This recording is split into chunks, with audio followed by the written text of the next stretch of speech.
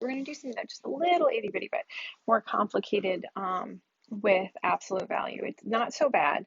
Um, it just, we're just adding a step and you just have to make sure that you make everything negative. And so I'll show you what I mean by that. So solve the equations below, okay? And these look a little bit different than the absolute value equations we've been doing because we have variables on both sides. So you're going to do the same thing. It's still the same process.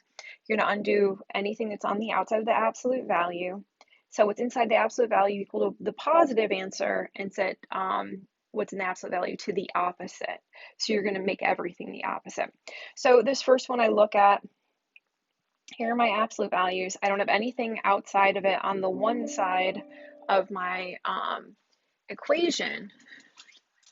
So what I need to do is, and now I'm just ready to solve. Okay, so when you get to this point, when you have this right here, you can solve it twice.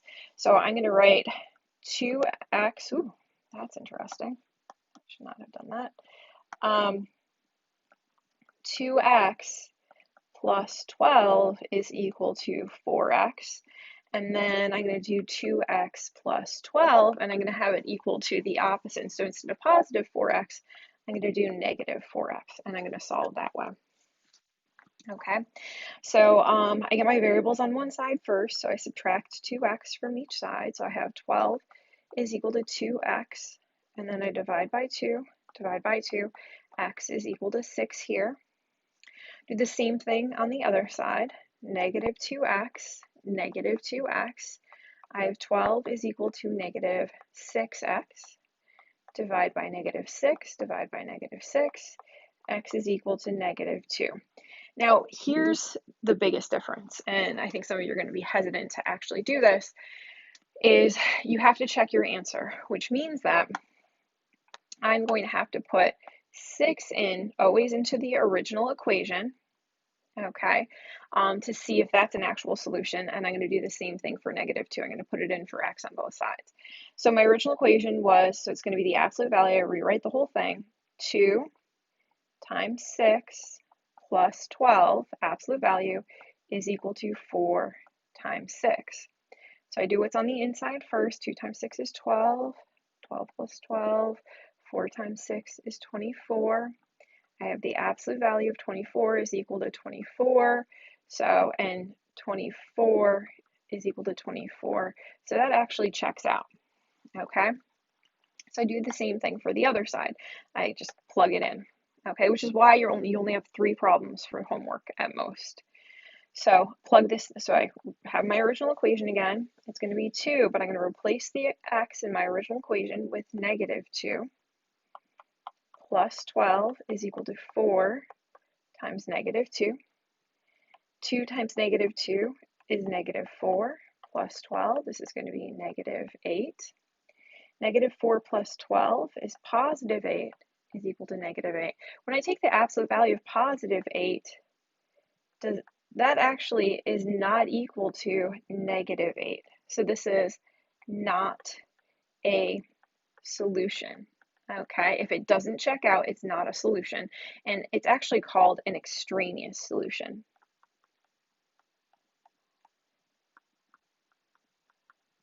Okay, it's an extra solution. Okay, so my only solution for this, so what I'm going to put in my answer, okay, so I'm going to put my answer up here, is it's only, my only answer, the only number that worked when I plugged it in for x is 6, so my answer was 6. Okay, so we're going to try it with another one. And sometimes you're going to have fractions and stuff like that. We'll deal with that when we get to it. So this one right here, I have the 4 on the outside. So before I solve it twice, I'm going to divide each side by 4. And I'm going to divide all parts by 4. So I end up with the absolute value of 3x plus 4 is equal to, remember all the parts, so this is going to be x or just 1x plus 2. Now my absolute value is by itself on the one side, so now I can solve it twice. So I'm going to say 3x plus 4 is equal to x plus 2. That's one side. My other side, it's going to be, I just take the absolute value of the inside, so 3x plus 4 is equal to, but I make the opposite. So this is a positive x, I make it into a negative x. This is a positive 2, and so I make it into a minus 2. So they are both opposite, okay?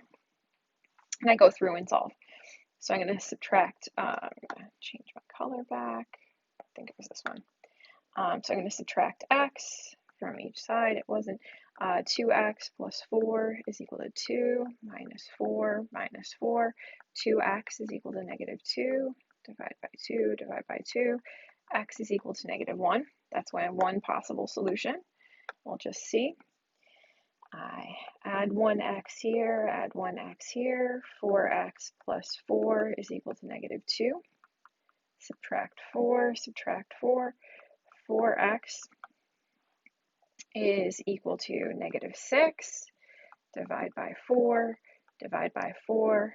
X is equal to, and you can have quite a few different things. You can have negative 3/2, or if you put this in the calculator and you have a calculator in Desmos, it's going to be negative 1.5. Okay? And so all you have to do after this is you can either use your Desmos calculator, which I will see if I can bring up for you.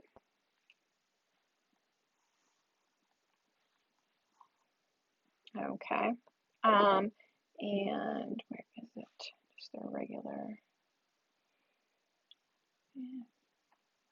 We're just going to go to scientific calculator. And you can put the whole problem in Desmos. Your absolute value symbols are going to be in your keyboard. Oh, actually, they're right here. So you can actually put all of this in Desmos. So I'm gonna double click, go back. So I'll do it manually for this first one. So what I'm gonna do is I'm gonna plug negative 1 into x into my original problem. So this is gonna be 4, 3 times negative 1 plus 4. This is just the original problem, is equal to 4 times negative 1 plus 8. Okay, 4 that's going to be negative 3 plus 4 absolute value is equal to negative 4 plus 8.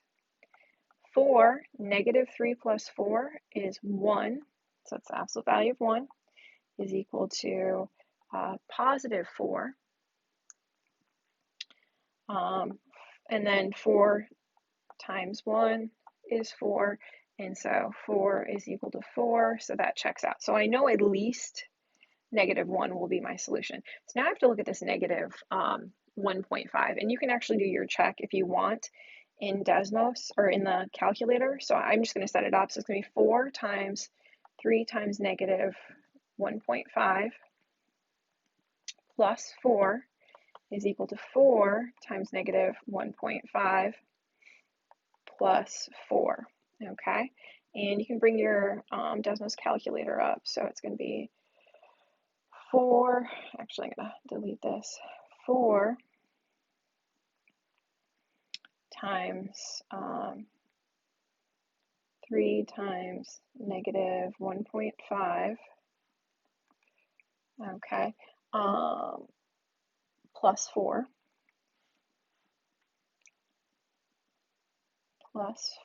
well that's 22, okay, and then I do it to the other side, negative 1.5 minus 2, or negative 4 times negative 1.5 plus 8, oof, I wrote down the wrong problem, plus 8, sorry, 4 times negative 1.5 plus 8,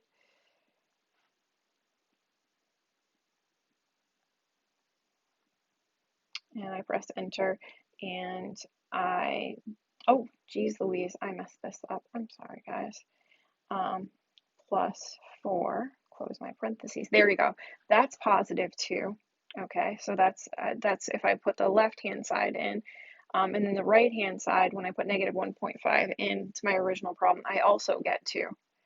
So here, when you put it in your calculator, you end up with 2 on this side and 2 on this side, and so that is also a solution. So just because only one of them was a solution up here does not mean that both of them cannot be a solution. And so you're just going to write negative 1.5 and negative 1 as your solutions and say these are your answers.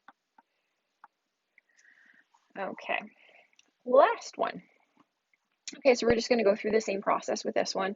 Again, we want to get our variables by itself. We always undo our addition and subtraction. They're on the outside of our absolute value first. So I'm going to add 2x, add 2x. So this is going to be 3 times the absolute value of 2x plus 2 is equal to 3x plus 3. Divide by 3, divide by 3, divide by 3. I didn't leave myself quite enough space, so I apologize for that. And so I end up with the absolute value of 2x plus 2 is equal to x plus 1. Now I'm ready to solve twice. I have 2x plus 2 is equal to x plus 1. That's just going to be the positive. And my other one is going to be 2x plus 2. What's in the absolute value stays the same. We just change the other side. This is going to be negative x minus 1. Okay, so I go through my solving process. Oh, good Lord. Sorry about that. So I go through my solving process. Subtract x, x plus 2 is equal to 1, minus 2, x is equal to negative 1.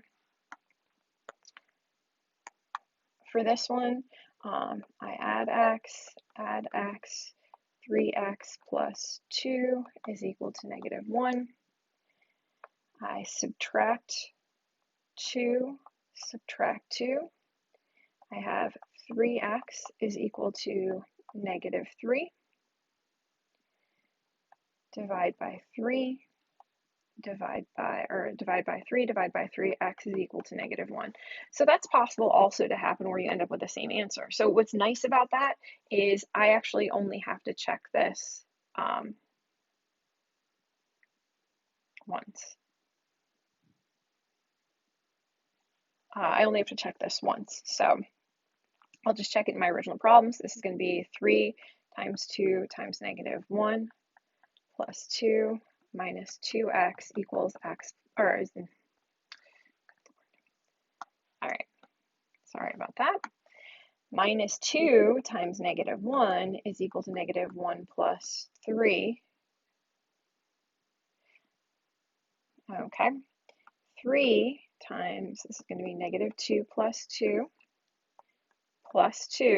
is equal to negative 1 plus 3 is 2. 3, absolute value of 0, plus 2 is 2. That's going to be 3 times 0 plus 2 is 2. 2 is equal to 2. So my only solution for this one is negative 1 because 2 is equal to 2. So it does check out. So sometimes you get one solution, sometimes you get two solutions, sometimes you get the same solution for both of them, and that's also a possibility. So that's it.